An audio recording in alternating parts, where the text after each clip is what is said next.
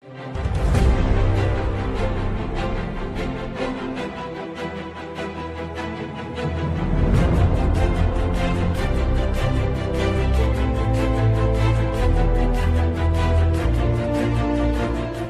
tonight's headlines, Ambassador Gutierez presents credentials to President Trump. Maypen Village gets a new bridge, and the Ministry of Agriculture launches its Belmopan Farmers Market. Belmopan Police and the Ministry of Agriculture team up for a youth summer camp, and Department of Youth Services launches World Youth Council 2017. These stories and more on this week's edition of Belize Now. Thanks for joining us on this Friday, July 21st, 2017. I'm Charlie Hutchinson.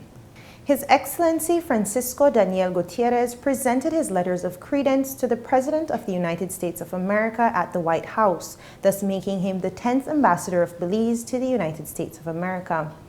In his remarks to President Trump, Ambassador Gutierrez expressed heartfelt greetings from the Prime Minister, the Right Honorable Dean Oliver Barrow, and the people of Belize. He underscored the friendly and long-standing bilateral relations existing between both countries. Ambassador Gutierrez applauded the role of the United States in the preservation of peace and the respect for Belize's borders given the unfounded Guatemalan claim, and President Trump in his remarks underscored that a secure and stable Central America contributes to the safety and prosperity of the United States. Ambassador Gutierrez also mentioned the loss of correspondent banking and dangers posed therein. The ambassador reiterated that one of the centerpieces of the U.S.-Belize relationship is economic prosperity for both our nations.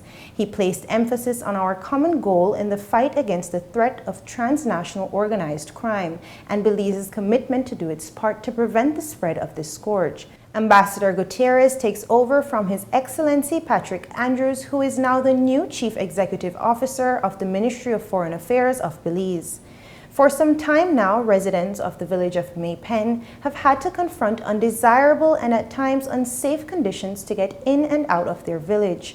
High water levels in the Black Creek would often result in residents being trapped inside or locked outside of their village, as the 34-year-old wooden bridge had run its course and was no longer safe.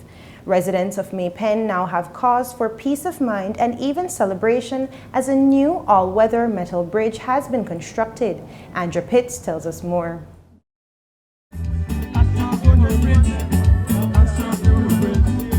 On Wednesday, July 19th, happy residents of Maypen and surrounding villages convened near the Black Creek, located 2 miles off the Philip Golson Highway between Sandhill and Biscayne Village. A live band filled the air with festive music as villagers came by bus, tractors, and horses to witness the inauguration of the new Maypen Bridge. The new bridge comes at a most appropriate junction, as flooding during this time of the year often results in desperation, as cattle herders would have to scramble to move their animals to higher grounds, which requires crossing the river. This was near impossible after the wooden bridge lost its structural integrity some years ago. In his keynote address, the Minister of NEMA and Transport, Honorable Edmond Castro, discussed the multi-dimensional benefits the bridge will provide. The dream of driving from Maypen to Isabella Bank is now real. Now that we have a bridge, we'll be able to maintain the road much better. So each and every one will be able to go in and out of Maypen. This section of Maypen Road from Maypen to Isabella Bank is one of the most scenic part of the country. When you're driving through the section between Maypen and Isabella, the spider monkey, they're so nice, man. They call down to your vehicle, can ask you where you bring for me. It's beautiful. This will enable tourism development in this part of the country. Minister Castro, who is also the area representative for Belize Rural North constituency, thanked the Ministry of Works for providing this vital relief for the residents of Maypen. Honorable Rene Montero, the Minister of Works, was present at the ceremony, and he discussed government's commitment to addressing the social needs of all. You can all be proud of the final decision to replace the wooden bridge with its metal structure. resting on steel piles that will be able to withstand hurricanes and has at least 2 meters of freeboard above the highest recorded floods. The villagers of Maypen will no longer have to be afraid of crossing their bridge. It is also important to mention the students who travel daily to school from Maypen to the neighboring villages will benefit. We are confident to say that they can feel safer and will no longer have to complete the journey into their village by foot, but instead will be able to arrive home safely because their school bus can drop them off all the way to Maypen, giving them more time to do their chores around their house, and more importantly, more time to do their homework. Our government at work, a government for all. Miss Ruby Seguro, an elder of the village, was one of the many who came out to witness the inauguration of the bridge. We spoke to her and she shared what she anticipates will be the biggest benefit of the new bridge. Well, easy access.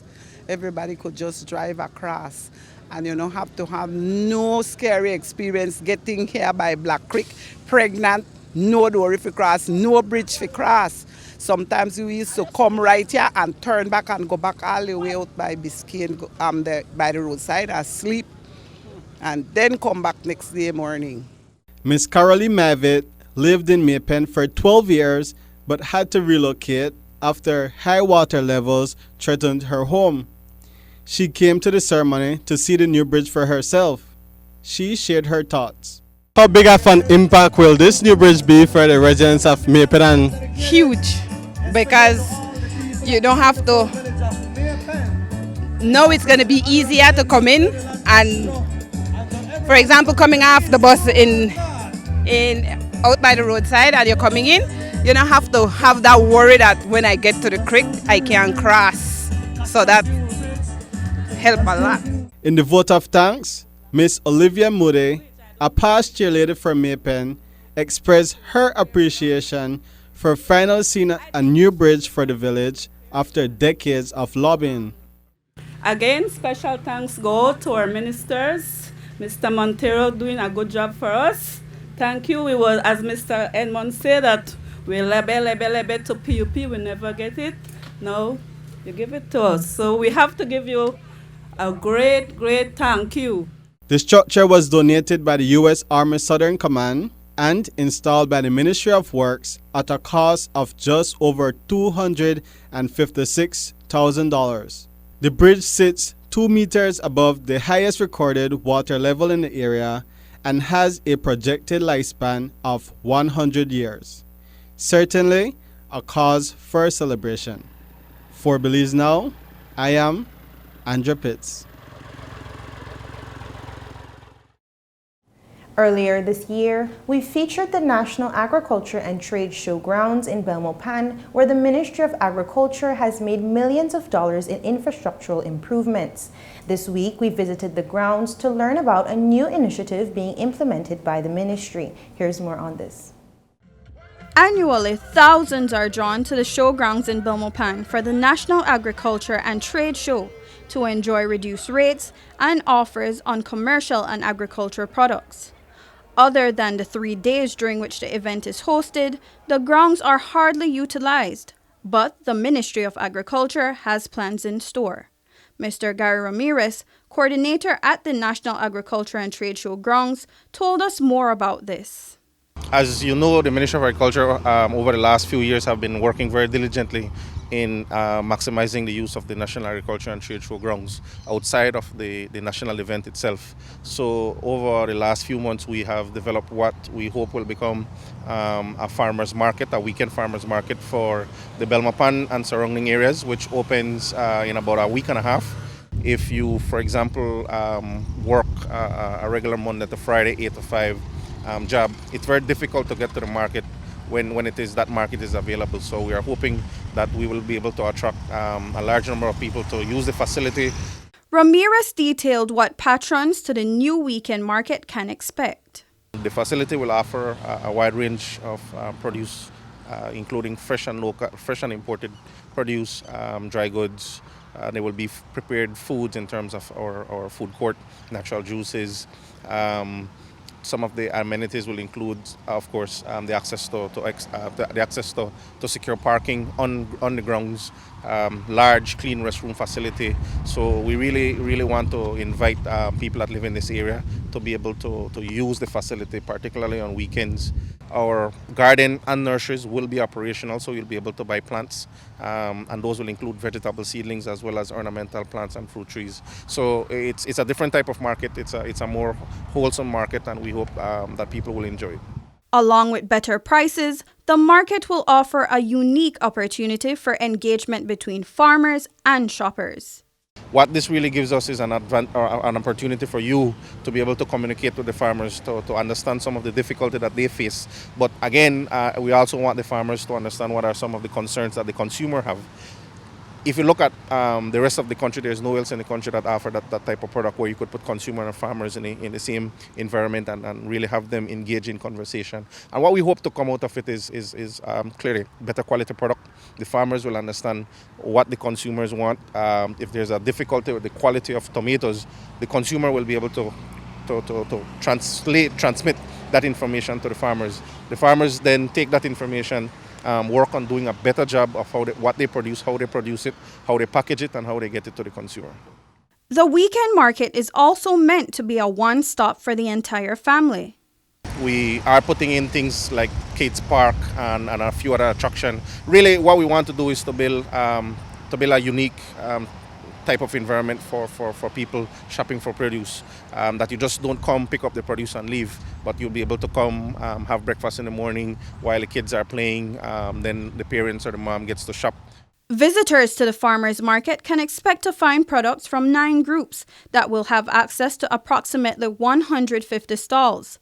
If necessary, the ministry will utilize more of the grounds to accommodate other farmers who may be interested. Ramirez told us how interested parties can take advantage of this opportunity. Those interested in getting one of the stalls could contact our administrative and technical service office, which is also located right here on the showgrounds, at 822-2131. Or they could also email us at our email address for the showgrounds, which is NATS, as in National Agriculture and Trade Show, at agriculture.gov.bz.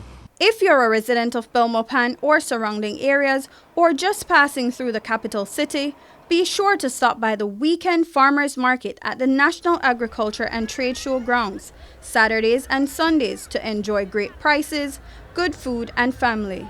The market officially opens on Saturday, July 29th.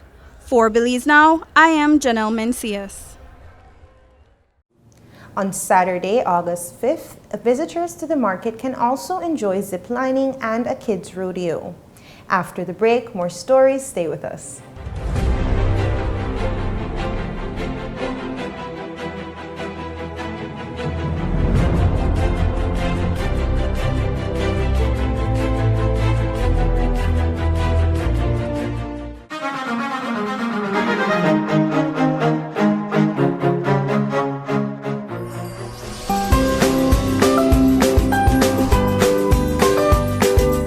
This week we'll be talking about toddlers and discipline. For many parents, giving out effective discipline is one of the most toughest and frustrating tasks of being a parent. Almost never-ending tests of wills between you and your child. Just because when your 2-year-old gets that he or she can dump his baby brother in the head with a doll, the child will launch to another bothersome behavior, and the process starts anew. What exactly does it mean to discipline a toddler? Some people quote it with spanking and punishment, but that was not what we're talking about.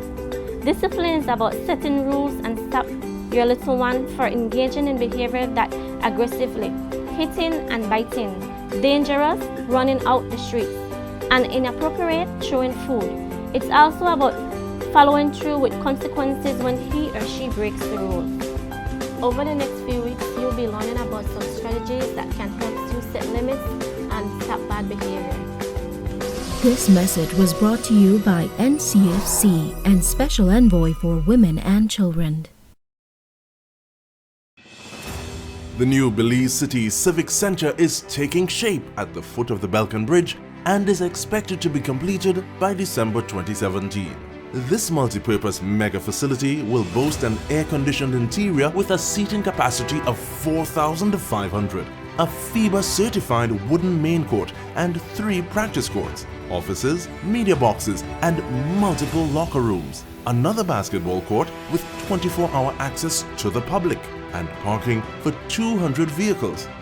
This $33 million investment highlights a new era of world-class sporting infrastructure for the entire country of Belize.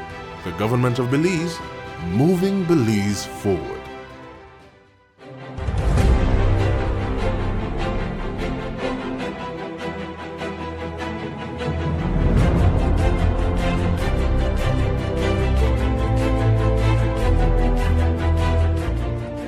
Last Tuesday, July 11th, at a press briefing, the Commissioner of Police, Alan Wiley, reported a reduction in crime statistics for the first half of 2017, a decrease attributed to an increase in various efforts made by the Belize Police Department.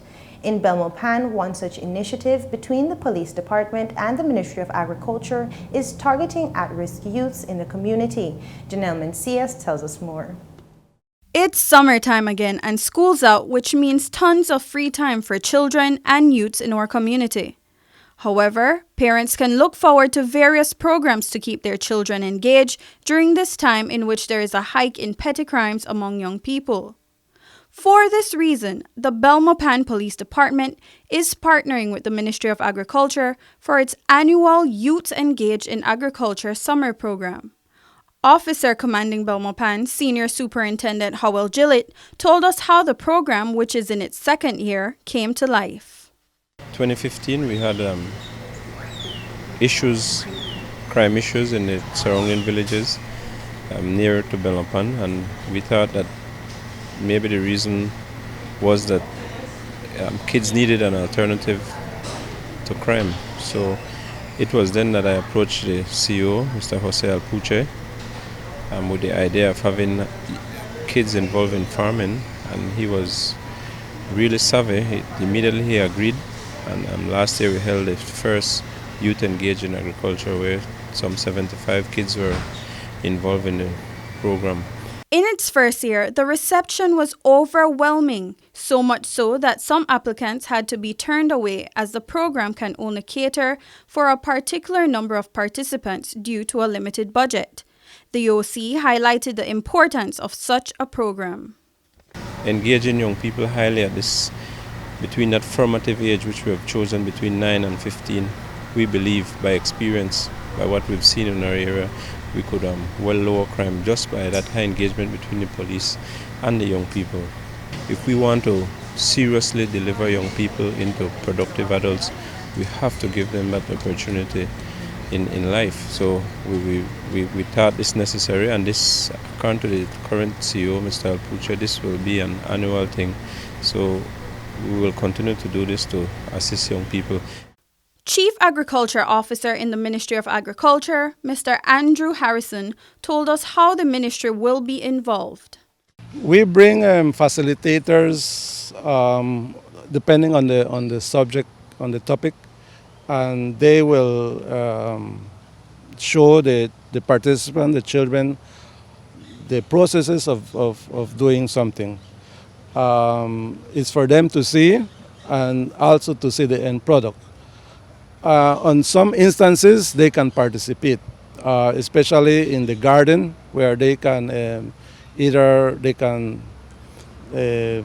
from the seedling, taking out the seedling from the tray and transplanting that seedling, putting the first fertilizer and things like that. And also they partake in tree planting, fruit planting. While the objective is to keep children engaged and away from trouble, Harrison highlighted why it is important to also get children involved in agricultural programs like this one. They can learn different things of agriculture, look at agriculture from a different perspective. For example, look at agriculture as a business. It's not just hard work, but it's a business. And besides that, is to visit some industries in the surrounding villages or like Spanish Lookout, Banana Bank, where they can see the what agriculture is doing for us. Superintendent Gillett shared with us some of the activities the children will delve into during the week-long program. There are a number of things that will be taught to them, including vegetable production, small-scale farming. They'll learn cheese production and salsa casera production. They'll also be involved in horse husbandry. They will see the ice cream making process, the corn and beans production. We'll also teach them backyard farming, which is very important because people complain that they don't have a large plot of land, but even on a small plot of land you could be involved in farming. This year there are two new features to it. One of them is that Woodstop will be sponsoring a kids park for the entire week, and then we will also have zip lining on the Saturday. The program, which the OC hopes will be adopted by other jurisdictions, has been impactful in the Belmopan community. In our era it is working, the engagement with young people, because in robberies, murders and burglaries, which are the more impacting crimes to the public, we are down in excess of 50%. And it is all because of the high engagement with the community and particularly the young people. The efforts of the police department and the Ministry of Agriculture is undoubtedly welcomed by the Belmopan community, who have been supportive of the program. We want to thank Mr. Maynard from Woodstop. We want to thank Mr. John Carr from Banana Bank, and also the Mayor of Belmopan, Mr. Khalid Bilal, and his office for sponsoring or donating some of the needed monies towards this program. As mentioned earlier, this is an initiative of the Belmopan Police Department, and as such, the program will be targeting particularly at-risk youths within the department's jurisdiction, which includes children and youths residing in Belmopan and anywhere from Franks Eddy to Blackman Eddy Village and from Mile 28 on the Hummingbird Highway to Valley of Peace. Parents can visit the Belmopan Police Station to register for the program, which begins on Monday, July 31st. For Belize Now, I am Janelle Mencias. On Monday, July 17th, the Department of Youth Services held an opening ceremony to officially launch the World Youth Conference 2017. For the first time in history, this global event will be hosted in Belize. During the ceremony, the acting president of the Belize Youth Council, Ms. Dominique Norales, discussed the youth conference. The World Youth Conference is essentially a meeting of youth leaders from across the world, with people coming from ministries of youth, national youth councils, youth parliaments from across the world, every continent. Right now we have almost 700 applications from almost every corner of the world. So it's really a well-known conference. It's a response to the 2014 conference held in Sri Lanka and the one held last year in New Delhi, India. The conference covers, we're looking at 250 young people. And when it comes to facilitation of these sessions, because we need people who are very vibrant and know what they're doing as well, we're looking at the UNDP for that technical assistance. So we could get in young people to teach young people about what we're going to do for the next 13, 14 years to achieve the SDGs. When we spoke to Ms. Norales after the ceremony, she shared the requirements and application process for those wishing to participate. You can get involved by registering online at wyc2017.com. The registration link is right on there. Registration is open until July 31st. So we ask people to please apply. Right now we have over 700 applications that we have to vet. And so it's kind of very competitive. So please do get involved. You have to be between the ages of 18 to 35. You have to be working in a field that has to do with youth, whether that be sports, whether that be health, whether that be human rights, gender equality, anything that has to do with young people. You have to write a little description of why you think it's important to attend the World Youth Conference, and we have a rubric to really vet your answer and how well you answer. The highlight of the launch was the Welcome to Belize promotional video for the event produced by the Department of Youth Services in collaboration with the Office of the Music Ambassador, who will also be organizing a music conference at the closing of the conference. The conference is being organized by the Department of Youth Services in collaboration with the Ministry of Education, Youth, Sports and Culture and the Government of Belize. It commences on November 6, 2017 and concludes on the 9th. After the break, we take you to Western Belize with Minister Elodio Aragon and our segment, In Case You Missed It. Don't go anywhere.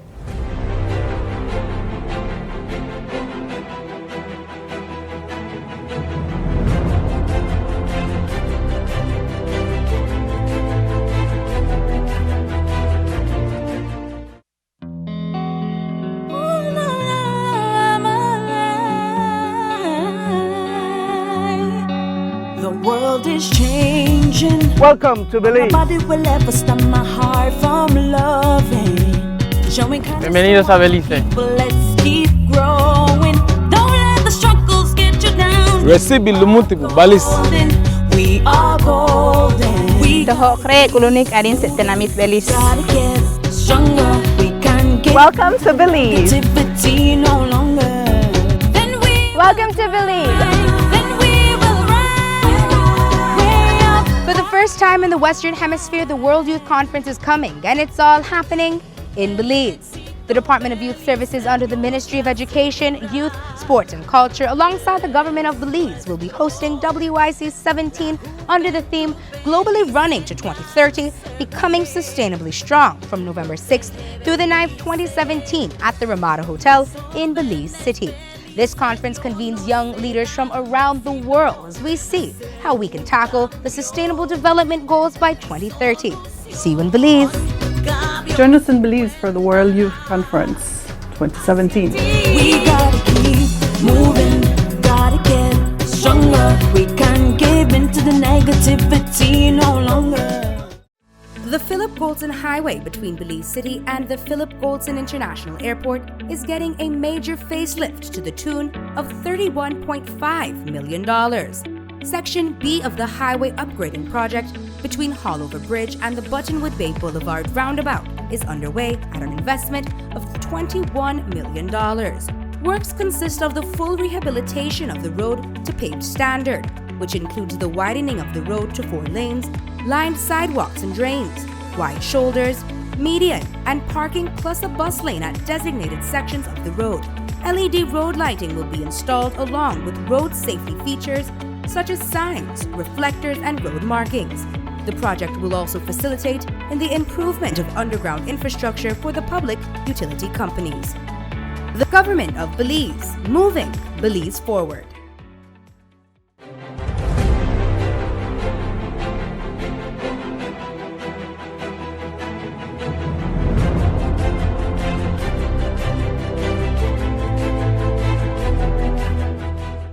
The Minister of State in the Ministry of Home Affairs, Honorable Elodio Aragon Jr., continued his countrywide familiarization tour in Western Belize on Thursday, July 20th.